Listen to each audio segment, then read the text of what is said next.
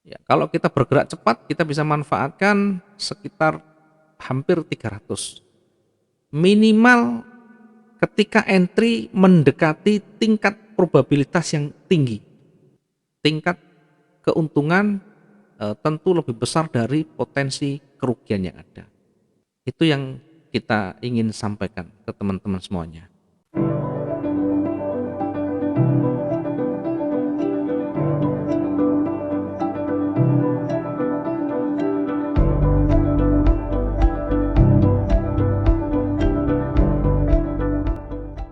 Cara baca cukup sederhana sebenarnya. Kalau kita eh, betul-betul dalami, tidak perlu yang ruwet, betul-betul tidak perlu yang ruwet.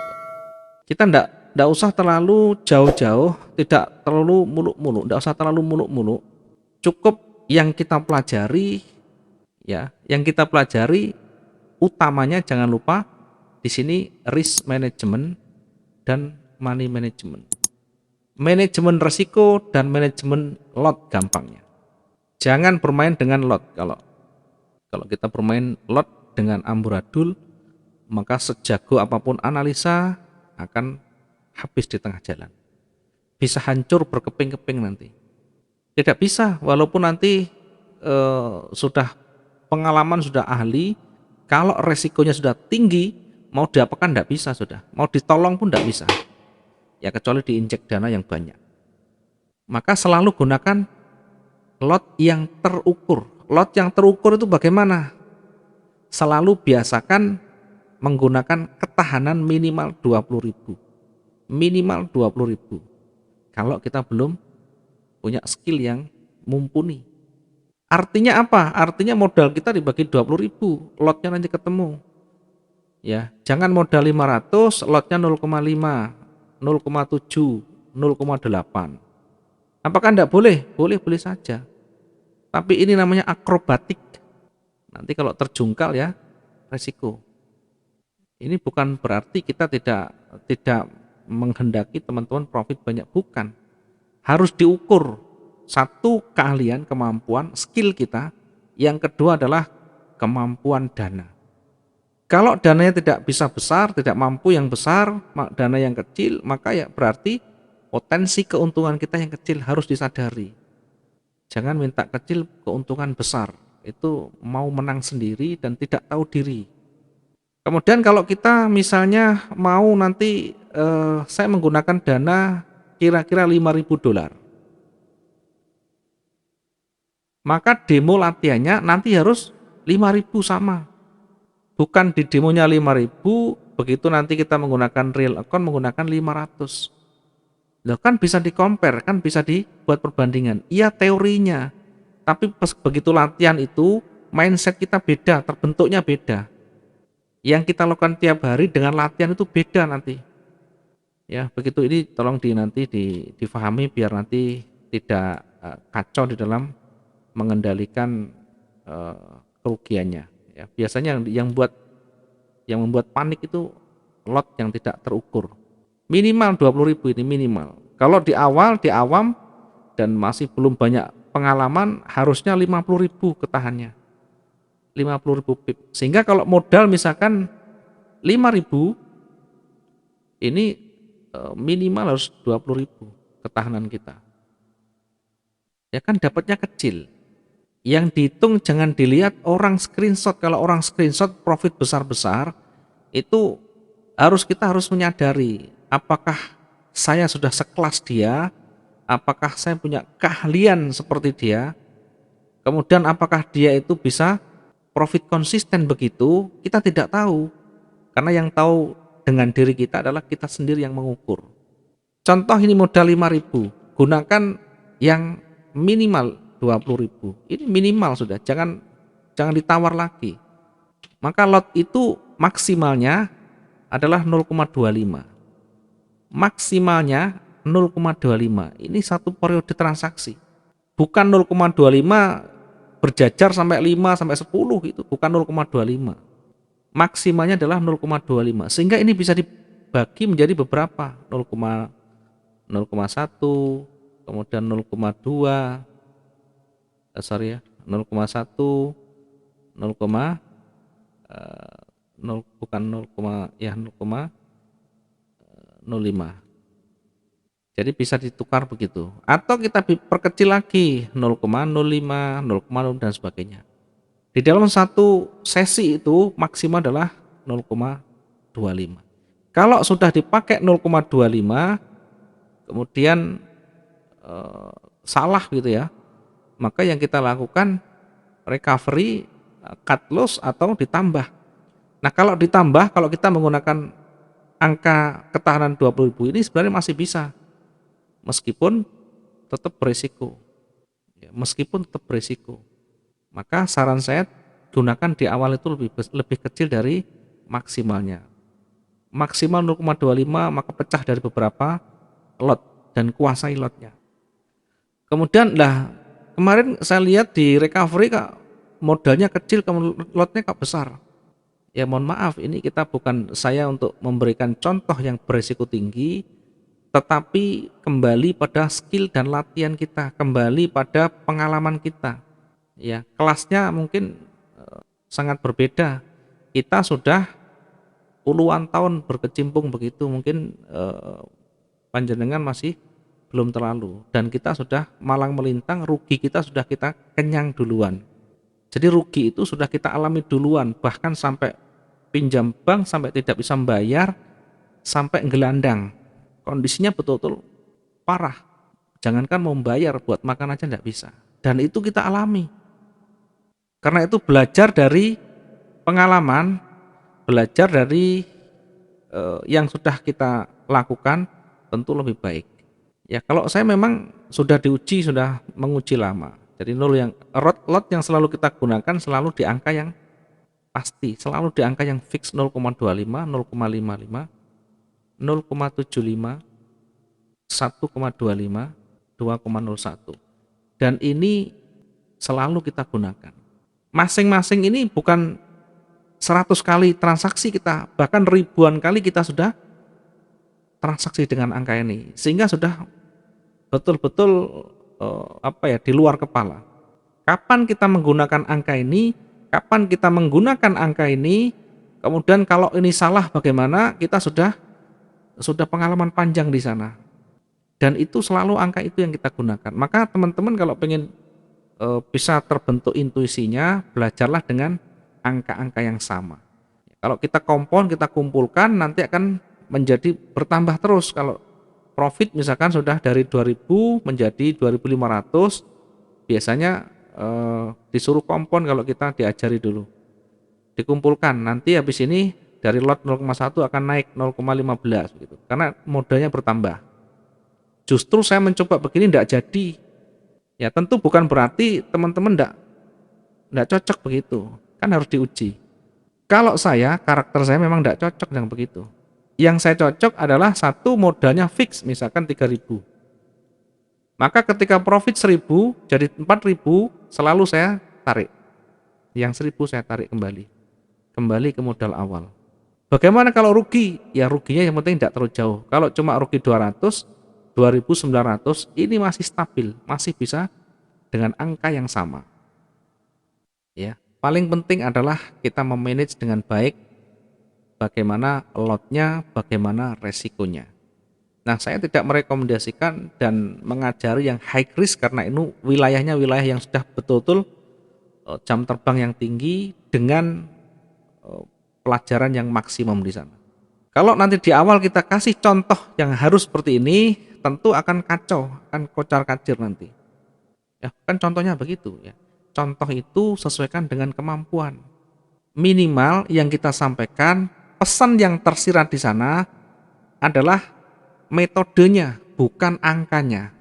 Metodenya seperti itu, bagaimana cara kita menyelesaikan, bagaimana ketika kita keluar dari zona merah dengan cepat, kemudian kalau rugi tidak bisa diselesaikan, ya sudah. Itu yang kita lakukan. Sehingga kalau sudah selesai, clear semuanya, kepala kita jadi tenang. Psikologi kita jadi lebih adem di sana. Sehingga nanti menentukan lagi, membaca lagi, tentu jauh lebih jernih di situ. Nah, yang terjadi rata-rata teman-teman tidak mau yang mengikuti money management, risk management dengan baik. Ya, karena kalau risk management dan money management ini tidak bisa dipelajari hanya dengan buku, tidak bisa dipelajari hanya dengan mendengarkan, harus dipraktekkan. Karena berkaitan dengan skill, cara kita bergerak, cara kita mengambil keputusan dengan cepat, dan cara kita mengotak-atik, ya, cara kita untuk menggerakkan bagaimana supaya saya bisa keluar dari zona itu dengan tanpa rugi yang besar. Sehingga logikanya harus jalan di sana. Itu permainan logika saja. Tidak bisa diajari dengan pasti nanti ketika turun 500 pip harus ditambah, tidak bisa begitu. Karena begitu pasar bergerak dengan cepat naik turun begini, ini tidak bisa dijelaskan. Dan market itu tidak bisa dihitung dengan angka. Maka belajar dari pengalaman inilah yang nanti menentukan. Oh, ketika turun panjang, kemudian di situ tidak ada penolakan, ini akan koreksi, naik. Minimal kita begitu di puncak tebel kita masuk buy. Naik sampai di sini close. Sampai di sini lagi bergerak kuat ke bawah, masuk lagi, sell lagi.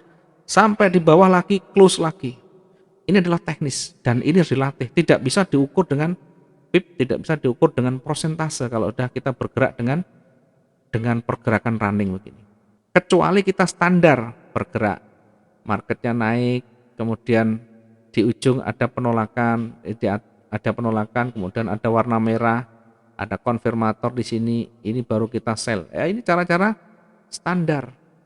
Tetapi cara standar ini tidak bisa kita profit dengan cepat, harus menunggu, ada kalanya menunggu. 1 jam ini terkadang belum bisa profit, ada kalanya masih koreksi. Nanti candle berikutnya baru turun. Nah, inilah kalau kita tidak sabar, maka ketika naik sebentar koreksi ini sudah dianggap pembalikan. Maka di sini cut loss atau stop loss atau di close kemudian dibalik di sini ganti buy lagi. Begitu buy ini ternyata kembali turun lebih panjang, tambah kacau lagi. Ya, ini yang betul-betul harus diperhatikan. Kita ini mau yang mana gitu loh. Jangan dicampur-campur. Kalau kita mau yang standar, ya silakan gunakan standar. Kalau standar tidak ketemu, ada volatilitas tinggi, ya kita gunakan koreksi pas running. Koreksi pas running. Ya, sehingga begitu pas running ini jangan tanya, Pak, kan tidak ada konfirmator itu. Kacau lagi. Kan banyak di triggernya kan banyak kita ambil. Mana yang kita ambil salah satu itu yang pas. Dan itu nanti kita praktekkan terus-menerus. Biar apa? Biar terbentuk keahlian kita yang di luar sampai di luar kepala. Diingat saya dulu habis demo itu bukan sehari 2 hari. Kalau nanti saya sampaikan mungkin teman-teman tidak bakalan mampu. Karena saya demo begitu pas jatuh, demonya lama, 2 tahun lebih. Hanya ibaratnya kalau petapa itu di dalam gua mempelajari yang pertama adalah bukan candlestick, yang utama adalah money management, risk manajemennya, kemudian bagaimana betul-betul mengendalikan psikologi. Karena jatuh saya dulu awal memang money manajemennya, risk manajemen kacau. Yang kedua psikologinya meledak-ledak. Masih sudah profit, masih terus lagi, hajar lagi. Profit malam, hajar lagi. Suatu saat tiba saatnya titik lemah kita. Sehingga yang kita kumpulkan dari pagi, dari beberapa hari itu lenyap dalam 1 kali transaksi. Dan itu sudah kita alami dulu pas ya waktu di kos-kosan. Kondisinya betul-betul panjang dan habis semua langsung saat itu. Nah, belajar dari sana, merenung, kemudian banyak belajar. Maka kalau teman-teman baru belajar 1 bulan, 2 bulan terus nekat, itu sebenarnya saya terkadang sangat ketir-ketir begitu loh. Takutnya apa? Takutnya belum memahami. Yang ada karena dorongan yang kuat untuk cepat profit tadi yang nanti yang dominasi. Diingat trading ini untuk jangka panjang, untuk ke depan. Kalau kita sudah menguasai, menjadi ladang emas yang tidak akan pernah habis diambil tiap hari. Ya, tidak akan pernah habis. Profit tiap hari di withdraw tidak akan pernah selesai. Tidak akan pernah bangkrut karena ini betul-betul perputaran terus-menerus. Dan bukan musiman. Trading ini sudah dari dulu. dari 2005 dulu kita sampai masih belum seperti sekarang, masih via telepon, itu kita sudah jalani duluan. Ya, sehingga kalau teman-teman langsung berambisi pengen cepet, nanti saya khawatir akan kecewa di belakangnya. Ya, maka perhatikan money management, risk management, dan psikologi, emosinya. Yang tidak bisa dipelajari adalah money management dan risk management, psikologi. Artinya harus diterapkan, harus dilatih. Kalau teori terkait dengan candlestick bisa dipelajari. Oke, ini yang pertama. Yang kedua baru ke teknikal. Teknikal itu jajarannya nomor 2 setelah money management, risk management, dan psikologi. Baru teknikal. Teknikal ini pun bukan berarti untuk meramalkan, bukan berarti untuk membaca secara pasti. Yang kita lakukan adalah hanya membaca probabilitas. Kemungkinan terbesar apa? Ya, kemungkinan terbesarnya untuk bisa membaca arah itu seperti apa. Dengan nanti tingkat keuntungan yang tinggi, keuntungan lebih besar dari resiko. Ini yang kita cari. Ya, karena pada dasarnya nanti tidak akan pernah ketemu yang pasti, itu tidak ada. Kalau ada yang menjanjikan, oh ini teknik ini adalah pasti profit. Oh, ini indikator ini pasti profit, robot ini pasti profit. Omong kosong, jangan percaya.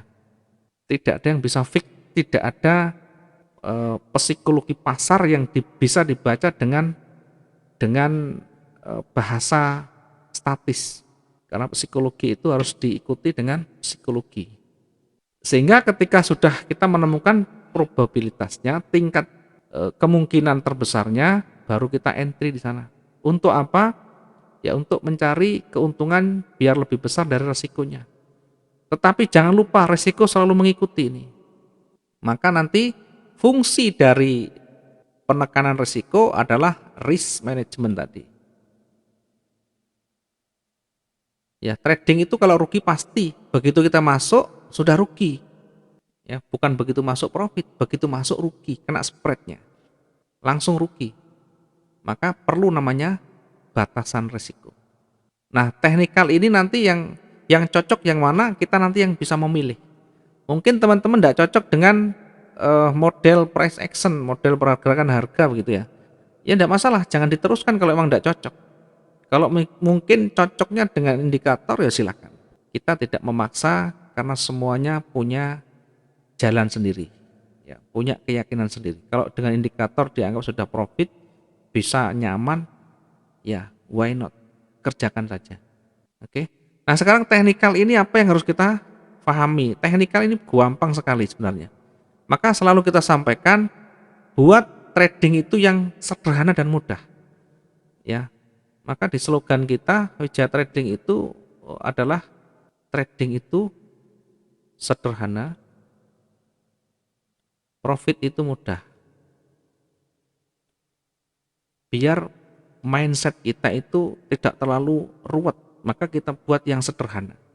Karena yang sederhana itu tentu akan mempermudah kita. Yang tadi teknikal cukup satu pahami strukturnya. Struktur candle atau bisa kita sebut sebagai trennya. Yang kedua, perhatikan candle terakhir atau baca karakter candle terakhirnya. Yang ketiga, perhatikan di sana support resistennya. Ya, perhatikan support resistennya. Kemudian yang keempat, setelah kita baca support resisten candle terakhir, nah perhatikan juga di sana ada penolakan yang ada, termasuk di sana adalah low dan high-nya. Perhatikan penolakannya, perhatikan low dan high-nya. Yang mana? Yang candle terakhir. Kalau ini sudah kita bisa pahami, kita sudah bisa baca, maka kita akan lebih bisa menentukan potensi yang lebih besar, peluang yang lebih besar. Ada 4. Yang pertama, perhatikan struktur candle terakhir. candle terakhir, kemudian jangan lupa lihat penolakannya, lihat harga terendahnya, lihat harga tertingginya, kemudian perhatikan di sana support resisten. Ya, kalau tidak ada support resisten, perhatikan di sana ada retracement, retrace atau retracementnya. Oke, ini 5 untuk poin utamanya untuk kita bisa membaca. Kemudian baru yang terakhir nanti adalah menentukan titik entry, ya, menentukan titik entry-nya. Oke, dari ini kita bisa terapkan di sana, kita bisa uji mudahnya kita menentukan titik entry, membaca pergerakan arahnya. Tadi sudah kita sampaikan nomor 1 selalu awasi, selalu perhatikan struktur, susunan candle. Ya, susunannya kemana? Oh, ini menjorok ke atas. Hanya orang yang tidak bisa melihat yang ini menunjukkan pasar itu datar. Ya, karena secara kasat mata, secara visual ini sudah kelihatan arahnya itu ke atas. Kemudian lihat candle terakhirnya, ya. Kalau misalkan contoh candle terakhir yang ini, ya, candle terakhir yang ini, misalkan ini, ya, maka kita perhatikan di situ bagaimana karakternya, ya, bagaimana karakternya dari candle itu. Apa yang kita baca? Satu, kalau karakter kemarin bagaimana panjang panjang bodinya, kemudian panjang sumbunya. Bodinya panjang, sumbunya ada satu di bawah, tapi lebih panjang dari bodi. Jadi tetap volume menjadi prioritas. Buyer akan masih punya tekanan yang kuat. Bagaimana dengan sumbunya? Dia pernah turun sampai di sini. Maka artinya kita lihat low-nya, harga terendahnya. Harga terendahnya ternyata sampai di sini, tetapi ditolak di sana. Kalau kita lihat dibandingkan dengan sebelumnya, bahkan yang hijau sebelumnya ini masih belum apa-apa. Kemudian kita juga bisa lihat retracement-nya dari ujung ini hijau ke ujung hijau yang terbentuk. Ini kita klik di sana, harga tengahnya atau retracement-nya ini di sini.